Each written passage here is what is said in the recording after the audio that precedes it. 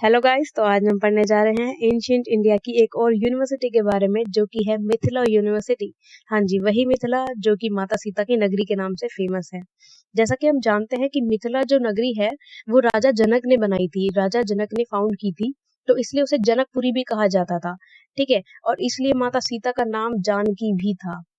अब मिथिला यूनिवर्सिटी पे वापस आ जाते हैं, तो मिथिला यूनिवर्सिटी को स्कूल ऑफ लॉजिक भी कहा जाता था। क्यों? क्योंकि वहां पे जितनी भी एजुकेशन प्रोवाइड की जाती थी वो सारी तर्क पे बेस्ड होती थी, लॉजिक पे बेस्ड होती थी, प्रिंसिपल एंड एक्सपीरियंस पे बेस्ड होती थी।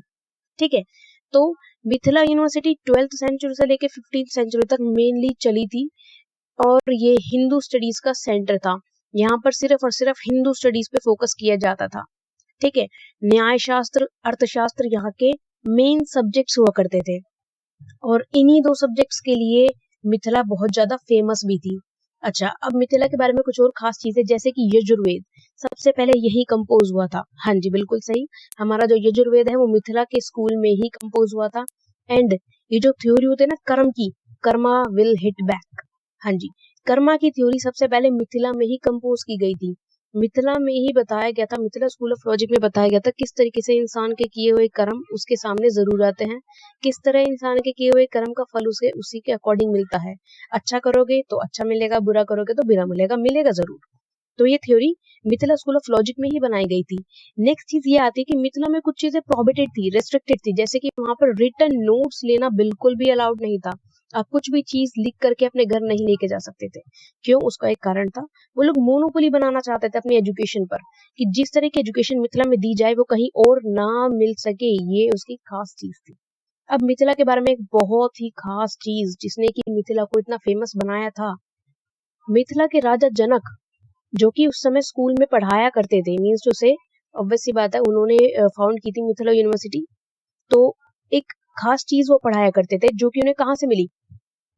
हिंदू धर्म के बहुत बड़े संत थे अष्टवक्र। अष्टवक्र का मतलब एक ऐसे संत जो कि 8 तरह की डिफॉर्मिटीज, 8 तरह की शारीरिक जो कमियां थी उनके साथ पैदा हुए थे और ये बहुत बड़े संत बने। इन्होंने पुराणों के बारे में बहुत कुछ लिखा। इन्होंने राजा जनक को सिखाया था metaphysics of existence of nature के बारे में, इंसान के अस्तित्व के बारे में और प्रकृति के अस्तित्व के बारे में। और इन लोगों की जो कॉन्वर्सेशन थी, जो बातचीत थी, उनको लिखित रूप में रिकॉर्ड किया गया, जिसको आज अष्टवक्र संहिता के नाम से जाना जाता है। तो मिथिला 20 सेंचुरी तक सक्सेसफुली चली, लेकिन वो पहले भी खत्म हो सकती थी। जैसा कि हमने पहले पढ़ा है कि बख्तियार खिलजी ने तक्षशिला, नालंदा, बाकी सब यूनिवर्सिटी को डिस्ट्रॉय कर दिया था, लेकिन वो मिथिला को डिस्ट्रॉय नहीं कर पाए। क्यों? क्योंकि मिथिला बहुत ही ज्यादा वास्ट एरिया में फैली हुई थी, टुकड़ों में डिवाइडेड थी, वो एक जगह सेंट्रलाइज नहीं थी नालंदा और तक्षशिला की तरह। ठीक है, और फिर बाद में जाकर के जैसे जैसे मुगल एम्पायर आगे बढ़ता रहा, तो मिथिला के एक बहुत फेमस पोइट थे रघुनंदन। तो रघुनंदन की पोइट्री से मुगल एम्पायर शाहजहां बहुत ज्यादा इंप्रेस हुए, बहुत ज्यादा खुश हुए, तो उन्होंने मिथिला को, रघुनंदन को गिफ्ट में दे दिया। ठीक है, अब हम एक और मेन कॉन्सेप्ट के बारे में आते हैं, द एग्जामिनेशन कॉन्सेप्ट। तो मिथिला में एग्जाम्स सलग परीक्षा के रूप में जाने जाते थे। इसमें होता क्या था, दरबार में बैठे या फिर एग्जाम हॉल में कह लो आप, वहां पर पे किसी भी स्टूडेंट को जिसका भी एग्जाम लेना होता था उसको एक मैन्यूस्क्रिप्ट देते थे रैंडमली। पहले से नहीं पता होता था कि क्या मिलेगा, रैंडमली एक मैन्यूस्क्रिप्ट देते थे, उसको एक्सप्लेन करने के लिए कहा जाता था। अगर वो स्टूडेंट एक्सप्लेन कर देता है देन उसका एग्जामिनेशन कंप्लीट हो जाता है, लेकिन अगर वो फेल हो जाता है तो उसको वो स्टडी दोबारा से कंप्लीट करनी पड़ती थी। ठीक है, लेकिन उसके बाद सलग परीक्षा को षड्यंत्र में बदल दिया गया। षड्यंत्र उनके एग्जाम का नाम था। षड्यंत्र में होता कुछ ऐसा था कि एक दरबार लगाया जाता था स्पेशल। ठीक है, एंड स्टूडेंट को कोई भी समस्या से रिलेटेड एक केस स्टडी बना दी जाती थी और उसको बोला जाता था कि अगर ये सब समस्या हमारे सामने आ जाए तो बताओ आप क्या करोगे, किस तरीके से उसको सॉल्व करोगे, और उस समस्या को बहुत ज्यादा हार्ड बना दिया जाता था ताकि स्टूडेंट जो है उसमें फंस जाए। अगर वो स्टूडेंट उसको क्लियर कर देता है तो उसको उपाधियां मिलती थी, उसको रिवॉर्ड मिलता था। ठीक है, मेरिट बेस्ड लगा लो आप।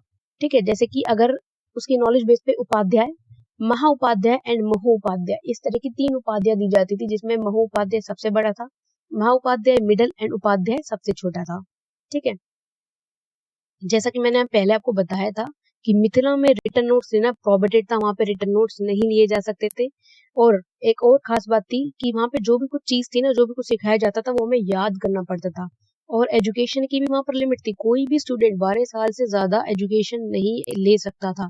स्कूल में बस 12 साल ही मिलेंगे आपको। 12 साल में सीख सकते हैं जितना सीख लीजिए। उसके बाद रघुनंदन को जब वो गिफ्ट में मिली थी मिथिला, जैसा कि मैंने बताया था कि शाहजहां ने रघुनंदन को गिफ्ट में मिथिला दे दी थी, तो उन्होंने कुछ और लोगों के साथ मिलकर एक नया स्कूल खोला था मिथिला के ऊपर बेस्ड, नव न्याय स्कूल के नाम से। उसमें वो लोग एंटी बुद्धिज्म एक्टिविटीज कराते थे। एंटी बुद्धिज्म का मतलब कोई हिंसा नहीं कराते थे। वो लोग बुद्ध के इन्फ्लुएंस को कम करना चाहते थे। जिस तरीके से उस ईरा में बुद्धिज्म लर्निंग फैली हुई थी, वो लोग बुद्धिज्म लर्निंग को हटा करके हिंदू लर्निंग पर फोकस करना चाहते थे और बुद्धिज्म रूल को फॉल्स थिंकिंग बताते थे। So thank you so much. I hope कि आपको मिथिला के बारे में